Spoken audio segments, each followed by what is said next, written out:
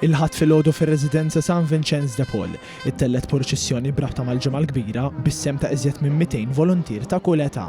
Din il-purċissjoni saret ftit tal-ġimgħat il-bogħod mill-ġimgħa mqazza b'diversi lokalitajiet tellgħu attivitajiet relatati mal-istess ġimgħa.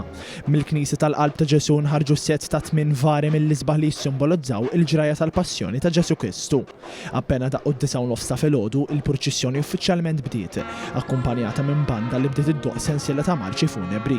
Il-purċissjoni komplet billi daret it-toroq tal-periferija ta' San Vincenz li wkoll kellha elementi daqs li kieku ħirġa minn knisa f'xi raħal Malti.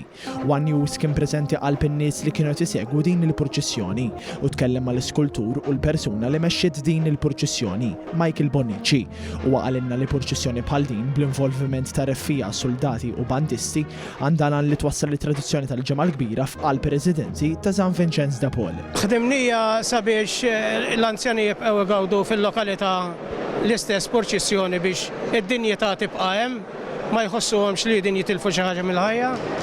U l-għan tagħna hu illi kemm jista' jkun tkun normali sal-aħħar sakemm jibqgħu ħajjin.